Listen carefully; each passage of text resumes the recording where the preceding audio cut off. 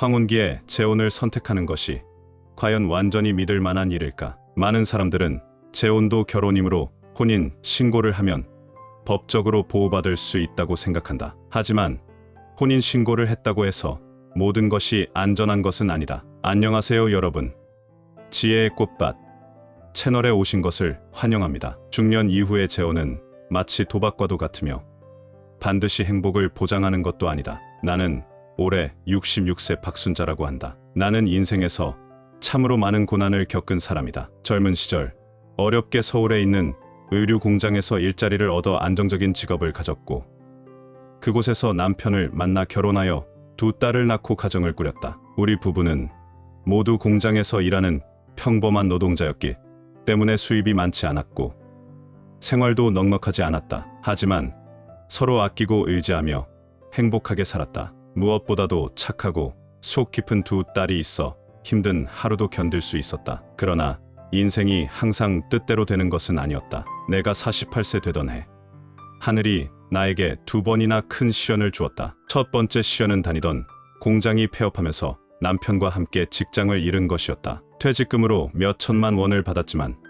50세 가까운 나이에 다시 취업하는 것은 쉽지 않았다. 게다가 두 딸은 아직 대학에 다니고 있어 학비와 생활비 부담이 엄청났다. 두 번째 시련은 남편의 갑작스러운 죽음이었다. 남편과 나는 다시 일자리를 찾기 위해 각각 가사도우미와 운송업을 선택했다. 하지만 남편은 무리한 노동으로 인해 과로사하고 말았다. 나는 큰 슬픔에 빠졌지만 아이들을 위해 주저앉을 수 없었다. 만약 내가 무너진다면 우리 집도 끝장일 테니까. 그렇게 나는 처음에는 가사도우미 일을 하다가 이후에는 숙식을 제공받는 입주 가사도우미로 전환하여 더 많은 돈을 벌었다. 온갖 힘든 일을 감내하며 5년 동안 일했고 결국 두 딸이 대학을 졸업하고 좋은 직장을 얻어 결혼까지 하게 되었다. 그때부터 딸들은 매달 생활비로 200만 원씩 보내주었고 더 이상 일을 하지 말고 편히 쉬라고 했다. 그래서 나는 58세가 되던 해 몸이 아픈 것을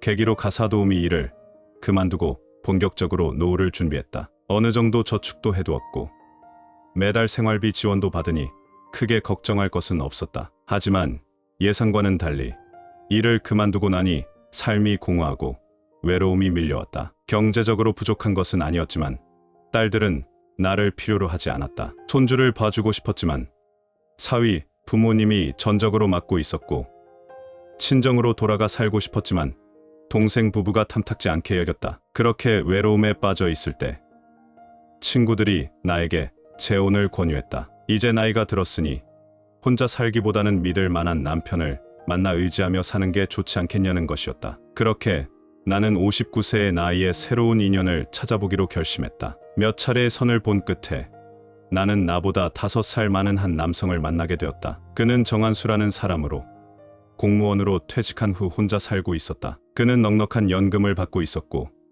집과 차도 갖고 있어 생활이 안정적이었다. 나는 그가 나의 노후를 함께할 수 있는 사람이라고 생각했고 그를 믿고 의지하기로 마음먹었다. 우리는 2달간 교제하며 가까워졌고 나는 자연스럽게 결혼을 생각하게 되었다. 하지만 결혼을 이야기하던 중 정한수는 굳이 혼인 신고를 하지 말고 그냥 함께 살자는 뜻을 내비쳤다. 그 말을 듣자마자 나는 마음이 불편해졌다. 혼인 신고 없이 함께 사는 것은 결국 법적인 관계가 아니라는 뜻 아닌가. 나는 그의 제안을 받아들일 수 없었고 단호하게 결혼을 원한다고 말했다. 결국 정한수는 내 뜻을 존중했고 우리는 혼인 신고를 마치고 법적으로 부부가 되었다. 결혼 후 우리의 생활은 전형적인 남편 중심, 아내 보조형의 가정이었다. 집안의 모든 결정은 정한수가 내렸고 나는 그의 말을 따르는 역할을 했다. 딸들이 매달 보내주는 200만 원 생활비도 남편에게 맡겼다. 집안일은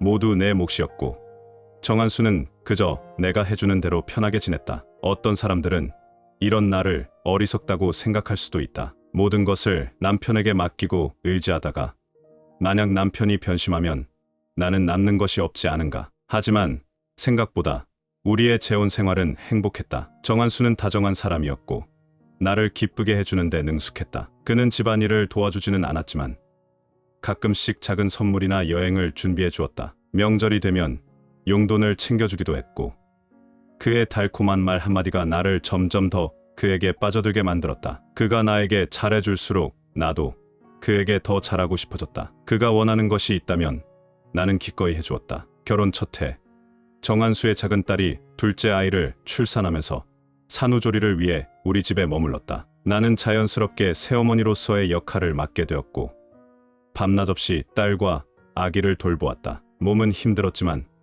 이것이 가족이라는 것을 느끼며 보람을 찾았다. 그렇게 3달이 지나면서 나는 5, 6kg 정도 체중이 줄었지만 그래도 후회는 없었다. 3번째 해에는 정한수의 아들과 며느리가 해외 출장을 가게 되었다. 집에 남은 2 손주를 돌볼 사람이 필요했는데 나는 주저없이 맡겠다고 나섰다. 아이들은 먼 곳에서 학교를 다녔기 때문에 나는 매일 새벽 5시에 일어나 아침을 준비하고 등교까지 시켜주었다. 하지만 아이들은 나를 할머니라고 부르지 않았다. 그들은 나를 이모라고 불렀고 때때로 장난을 심하게 쳐서 나를 힘들게 했다. 하지만 나는 꾹 참고 아이들을 보살폈다. 어차피 나도 나이가 들면 결국 의지할 사람은 이 아이들이 될지도 모르니까. 결혼한 지 4년째 되던 해, 정한수가 갑작스럽게 다쳐 병원에 입원하게 되었다. 원래 그의 아들은 간병인을 고용하려 했지만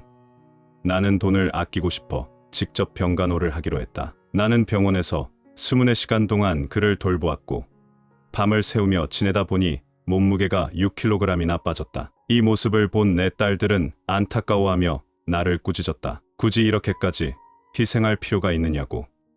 우리는 그냥 서로 외롭지 않기 위해 같이 사는 것뿐이라고 말했다. 하지만 나는 그렇게 생각하지 않았다. 정한수는 나의 2번째 남편이자 남은 여생을 함께할 사람이라고 믿었기 때문이다. 나는 그를 위해 이 정도의 희생은 충분히 가치 있다고 여겼다. 그러나 나는 몰랐다. 그를 위해 모든 걸 바쳤던 내 노력이 한순간에 무너질 것이라는 사실을. 결혼 8년째 되던 해, 그해 여름, 정한수는 건강이 급격히 나빠져 정밀 검사를 받았다. 결과는 말기암이었다. 병세가 너무 급격히 진행되었고 병원에 입원한 지 1달 만에 그는 세상을 떠났다. 나는 그를 잃은 슬픔에 빠졌지만 더 큰 충격이 기다리고 있었다. 정한수는 나에게 단 한 푼도 남겨두지 않았다. 그는 병을 진단받자마자 모든 예금을 아들의 계좌로 옮겼고 나는 그의 유산에서 아무것도 받을 수 없었다. 하지만 나는 이에 대해 원망하지 않았다. 그의 재산을 아들이 가져가는 것은 어쩌면 당연한 일이었다. 어차피 내 딸들이 보내주는 생활비 200만 원이면 충분히 살 수 있었으니까. 하지만 그가 남긴 집조차 내 것이 아니라는 사실은 예상하지 못했다. 남편이 세상을 떠난 지 2달 후, 나는 정한수의 아들에게서 집을 비우라는 통보를 받았다. 나는 억울한 마음에 그와 실랑이를 벌였다. 나는 당신 아버지와 혼인, 신고까지 한 법적인 배우자야. 이 집은 우리가 결혼하기 전부터 있던 것이지만 내가 함께 살아온 곳이기도 해. 왜 내가 나가야 하지? 하지만 그는 이미 모든 준비를 마친 상태였다. 나는 그제야 알게 되었다. 정한수는 결혼 전에 이미 집을 아들의 명의로 바꾸어 두었고 심지어 오래된 자동차마저도 아들에게 넘긴 상태였다. 나는 그 순간 정한수가 나를 철저히 배제하고 있었다는 사실을 깨달았다. 나는 지난 8년 동안 그를 위해 헌신하며 살았다. 하지만 결국 나는 아무것도 남지 않은 채 쫓겨났다. 주변에서는 소송을 걸어 양육비나 부양비를 받아내라고 조언했다. 법적으로 나는 그의 아내였고 후처라도 정당한 권리가 있다고 했다. 하지만 나는 소송을 하지 않기로 했다. 설령 승소한다고 해도 매달 몇십만 원을 받는 것이 내 인생을 돌려놓을 수는 없을 테니까. 오히려 가족끼리 법적 다툼을 벌이는 것이 더 비참한 일이라고 생각했다. 나는 결국 모든 것을 포기했다. 그 후 나는 홀로 남겨졌다. 이제야 나는 깨닫는다. 나는 너무 어리석었고 너무 순진했다. 남편을 믿고 모든 것을 바쳤지만 결국 남은 것은 외로움뿐이었다. 나는 다시는 남자를 믿지 않을 것이다. 그리고 다시는 재혼을 꿈꾸지도 않을 것이다. 황혼기에 혼자가 된다고 해서 반드시 재혼을 해야 하는 것은 아니다. 특히 나처럼 늦은 나이에 재혼을 고민하는 여성들에게 말하고 싶다. 많은 남성들은 진정한 사랑이 아니라 자신을 돌봐줄 사람을 찾고 있을 뿐이다. 아무리 사랑한다고 해도 결국 상대가 먼저 세상을 떠나면 남겨진 사람은 또다시 혼자가 된다. 나는 정한수와 함께할 때는 행복했다고 생각했지만 그가 떠나자 나는 단숨에 남이 되어버렸다. 이것이 재혼의 현실이다. 이제 나는 홀로 남은 인생을 살기로 결심했다. 내 삶은 이제부터 오롯이 나 자신을 위한 것이어야 한다. 여러분은 어떻게 생각하는가? 오늘은 여러분과 함께 삶이 이미 힘든데 마음까지 지치게 하지 말자. 단순하게 살아가자. 라는 주제로 이야기를 나누고자 합니다. 어른이 되면 깨닫게 됩니다. 사람들은 당신이 행복한지보다는 성공했는지에 더 관심을 가집니다. 어른이 된다는 것은 책임을 짊어지는 것이고, 울 수도 없고, 아프다고 소리칠 수도 없으며, 억울함이 있어도 그저 삼키고 견뎌야 하는 것입니다. 강해지는 것 외에는 선택지가 없습니다. 그러나 삶이 이렇게 힘든데 굳이 마음까지 더 힘들게 할 필요는 없습니다. 우리 모두 완벽하지 않은 평범한 사람들입니다. 때로는 억지로 버티는 것보다 스스로를 안아주고 잠시 쉬어갈 기회를 주는 것이 더 중요합니다. 지금까지 살아오면서 우리는 울기도 하고 웃기도 했습니다. 바쁜 하루가 지나가고 분주한 한 해가 지나가도 가족의 행복을 위해, 생계를 위해 아무리 힘들어도 포기하지 않았습니다. 아무리 괴로워도 불평하지 않았습니다. 수많은 세월 동안 우리는 말하지 못할 서러움을 삼켰고 타인이 이해할 수 없는 아픔을 견뎠습니다. 하지만 인생은 너무도 짧습니다. 어느 순간 거울을 보면 이미 중년이 되어 있습니다. 그렇다면 굳이 스스로를 더 힘들게 만들 이유가 있을까요? 누구나 슬픔을 겪습니다. 자신의 약함을 인정하는 것이 부끄러운 일이 아닙니다. 누구나 절망을 경험합니다. 굳이 강한 척 할 필요는 없습니다.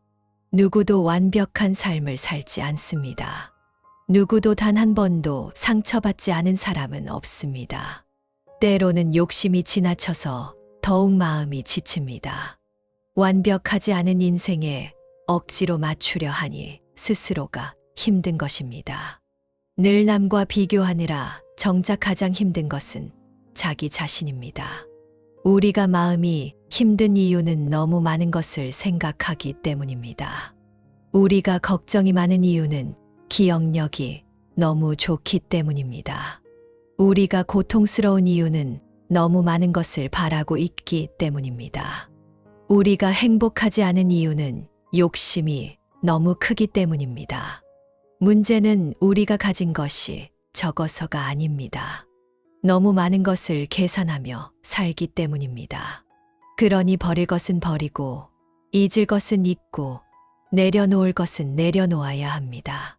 삶이 이미 힘든데 굳이 마음까지 힘들게 하지 마세요. 단순하게 살아가는 법, 단순하게 살아가세요. 선한 마음을 간직하세요.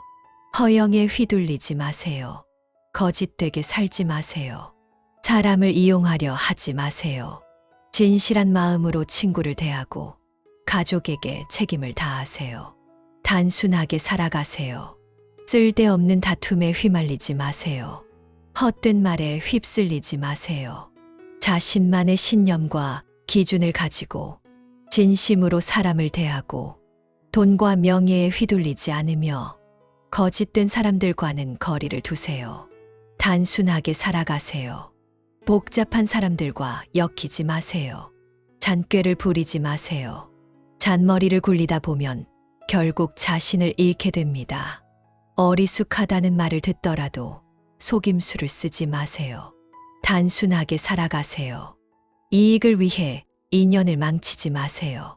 돈 때문에 인성을 버리지 마세요. 어른을 공경하고 약자를 배려하세요. 진실하고 성실하게 살아가세요. 하늘을 속이지 않고 자신의 양심을 속이지 않는 삶을 사세요. 단순하게 살아가세요. 마음을 착하게 먹고 감사를 잊지 말고 긍정적인 태도로 하루를 살아가세요. 불평하지 말고 부정적인 말에 휩쓸리지 말고 자신의 몸과 마음을 소중히 여기세요. 말과 행동을 신중히 하세요. 단순하게 살아가세요. 기쁨도 슬픔도 모든 감정을 온전히 느껴보세요. 행복하면 웃고, 슬프면 눈물 흘리세요. 있는 그대로의 감정을 받아들이세요. 단순하게 살아가세요. 친구를 소중히 여기고 자신을 아껴주세요. 복잡한 세상 속에서 자신을 잃지 않는 삶을 사세요. 세상의 모든 시끄러움을 내려놓고 돈과 명예에 얽매이지 않고 자신의 마음을 지키세요. 걸어가는 길을 소중히 여기세요. 과거의 기쁨과 슬픔은 잊고 지금의 행복을 깊이 간직하세요. 단순한 삶이 가장 행복한 삶입니다. 사람이 힘들게 사는 이유는 부족해서가 아니라 너무 많이 생각하기 때문이다. 욕심이 많으면 많을수록 삶은 더 고단해진다. 몸이 피곤한 것보다 마음이 지쳐 있을 때 우리는 더 큰 고통을 느낀다. 삶이 혼란스럽고 답답하게 느껴진다면 무엇보다 마음을 비우고 내려놓는 법을 배워야 한다. 행복하게 살고 싶다면 현실에 만족할 줄 알아야 한다. 마음속에 쌓인 불안과 집착을 덜어내야 한다. 햇살과 바람이 자유롭게 드나들듯 우리의 마음도 그렇게 가벼워야 한다. 인생은 더 많이 얻는 것이 아니라 내려놓는 것이 완성하는 것이다. 사람마다 저마다의 고민이 있다. 그러나 그것을 너무 깊이 붙잡고 있으면 그 생각들이 우리의 가슴을 짓누르고 발걸음을 무겁게 만든다. 작은 일도 깊이 생각하면 큰 걱정거리가 된다. 일어나지도 않은 일을 계속 생각하면 정말로 현실이 될 것처럼 느껴진다. 과거의 일을 매일 떠올려도 이미 바꿀 수 없는 일일 뿐이다. 미래에 대해 지나치게 고민하면 쓸데없는 걱정으로 스스로를 괴롭힐 뿐이다. 그러니 과거는 흘려보내고 미래는 자연스럽게 맡기라. 작은 일에 연연하지 않으면 그것은 더 이상 문제가 되지 않는다. 행복을 찾은 부자의 이야기. 한때 큰 부자가 있었다. 그는 돈이 많았고 집도 있었으며 차도 있었고 자식들도 좋은 환경에서 잘 자라고 있었다. 그러나 그는 늘 불행했다. 그래서 그는 부처님께 행복을 구하려고 절을 찾았다. 그곳에서 한 노승을 만났다. 그는 물었다.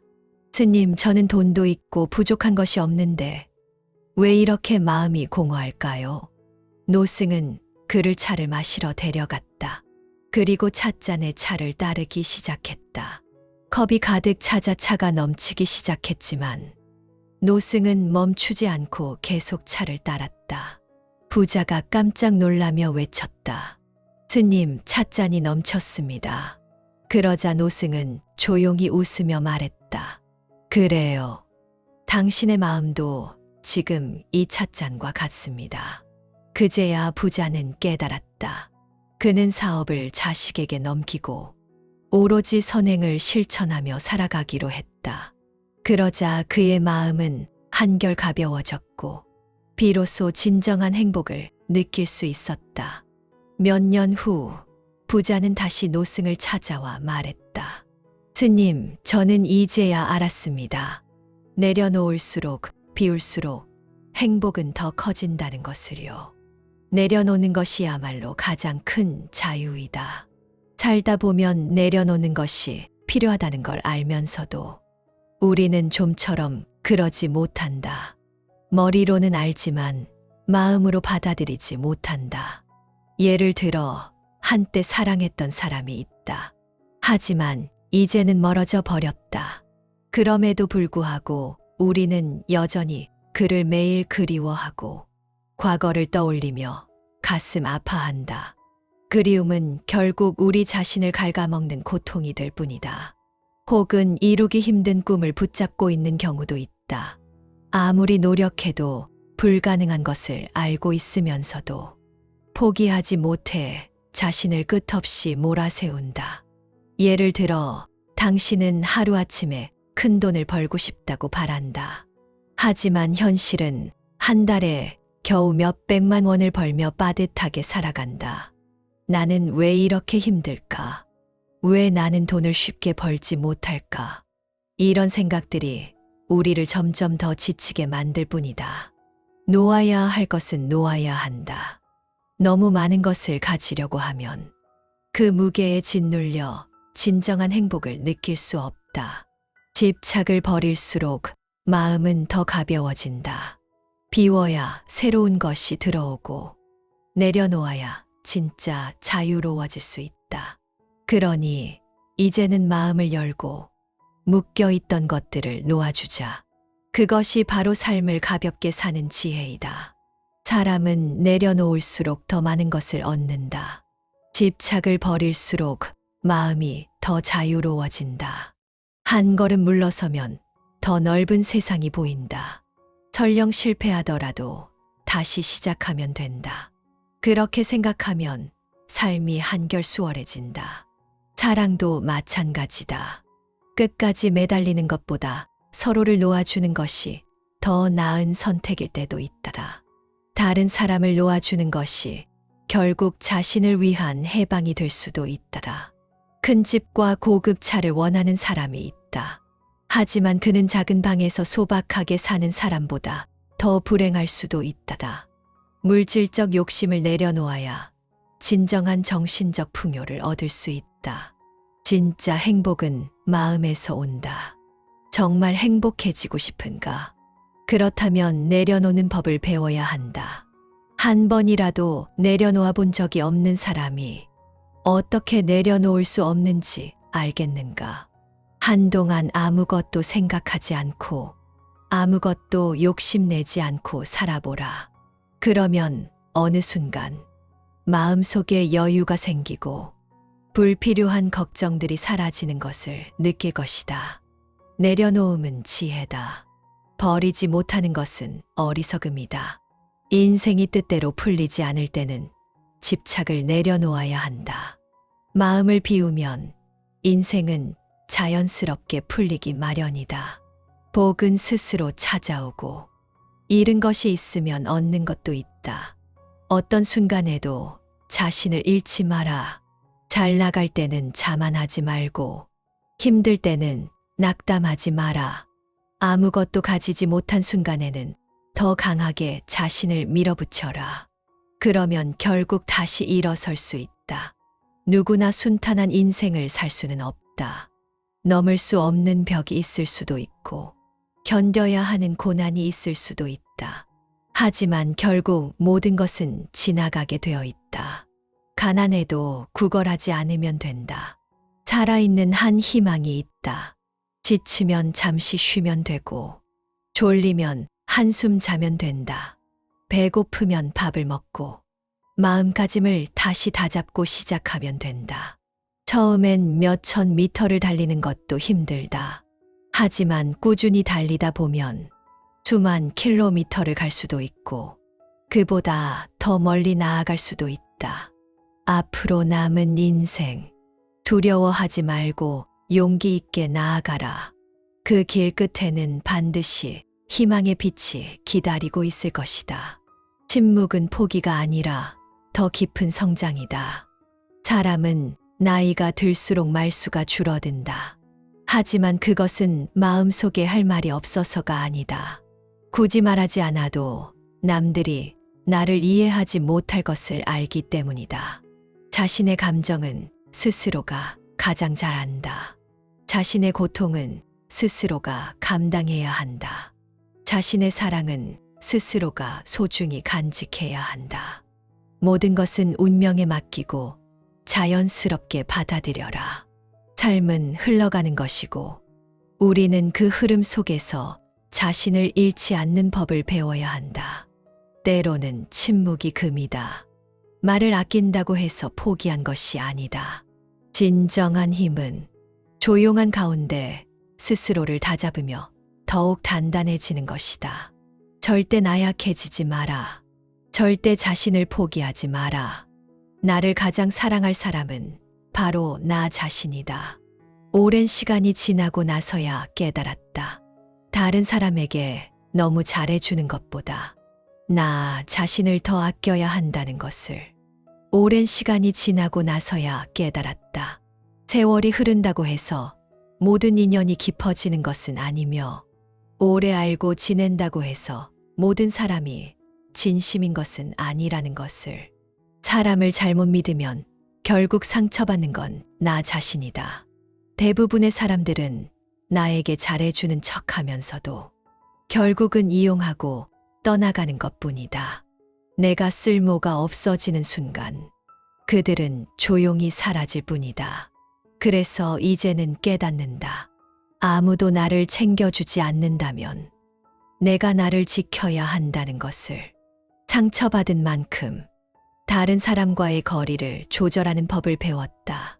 사람의 속마음은 쉽게 드러나지 않는다. 하지만 오랜 시간이 지나면 누가 진정한 사람이고 누가 그렇지 않은지도 보이게 된다. 이제는 홀로 버텨낼 힘이 생겼다. 더 이상 누군가에게 의지하지 않는다. 고슴도치처럼 살아야 한다. 필요할 때는 따뜻하게 다가가지만 나를 함부로 대하는 사람에게는 가시를 세울 줄도 알아야 한다. 때로는 거절하는 법도 배워야 한다. 나 자신을 지키기 위해서라면 굳이 남들의 시선을 신경 쓸 필요도 없다. 모든 노력에 결과가 따르는 것은 아니다. 모든 헌신이 보답받는 것도 아니다. 너무 집착하면 스스로를 지치게 할 뿐이다. 때로는 포기하는 것이 더 나은 선택이 될 수도 있다. 때로는 내려놓아야 비로소 새로운 길이 열린다. 삶이 힘들 땐 방향을 바꿔라. 무조건 앞만 보고 달릴 필요는 없다. 길이 틀렸다면 방향을 바꾸면 된다. 마음이 힘들다면 잠시 멈춰서서 햇살을 쬐어라. 시간은 강물처럼 흘러가고 우리의 인생도 그렇게 빠르게 지나간다. 앞으로 남은 날들, 매일을 소중히 여기며 살아가자. 오늘 이 순간을 최선을 다해 살아가자.